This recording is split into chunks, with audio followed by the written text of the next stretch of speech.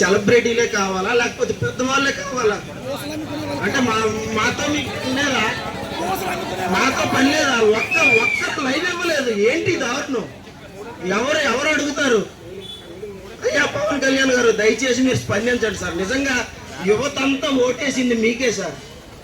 అలాంటిది మీరు ఈరోజు దేవుళ్ళ చుట్టూ ఎందుకండి సార్? అవన్నీ ఇంకా కర్మ. ఓటేసింది దేవుళ్ళు అయితే కాదు సార్, మీరున్నది దేవుళ్ళ సమస్యలు పరిష్కరించడానికి కాదు.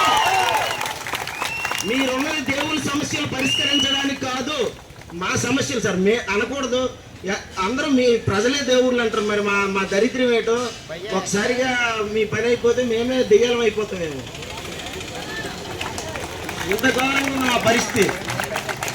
దయచేసి బాబు, జనసేన కార్యకర్తలు ఎంతమంది ఉన్నారో, అంటే ఇది పార్టీ అని కాదు, అందరూ చదువుకుని కుర్రోళ్ళే కదా, ఆయన దృష్టికి తీసుకెళ్ళండి. అయ్యా ఈ పరిస్థితిని ఒకసారి చెప్పండి.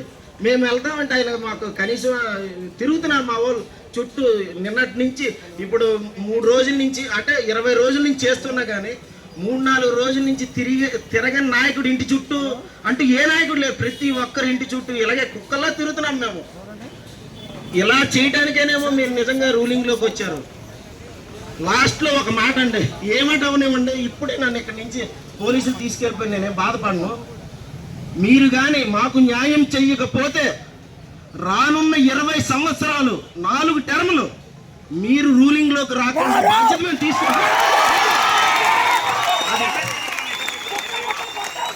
అలాగో మరొక 2-3 రోజులు ఎమ్మెల్సీ ఎలక్షన్స్ కూడా ఉన్నాయి.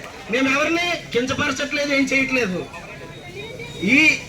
ఈ ఎమ్మెల్సీ ఎలక్షన్స్ లో మేమేటో చూపిస్తాం, అది కూడా చెప్తున్నాం మేము. ఇది ఈ 27వ తేదీ కదా సార్. చక్కగా మీరు లాస్ట్ టైం ఏ ప్రభుత్వంలో రూలింగ్ ఉన్న మాకు న్యాయం చేస్తారని గెలిపించిన ఒక్క ఎమ్మెల్సీ కూడా మా వాయిస్ వినట్లేదు. మా దరిద్రం ఏంటో అర్థం కావట్లేదు. మేము గెలిపించింది ఎందుకండి మీకు అసలు? కనీసం మా ఫోన్లు ఎత్తట్లేదు. అదేటో మేమేదో దోపిడీదారులు అన్నట్టు అయిపోయింది మీ పరిస్థితి అసలు. ఇదే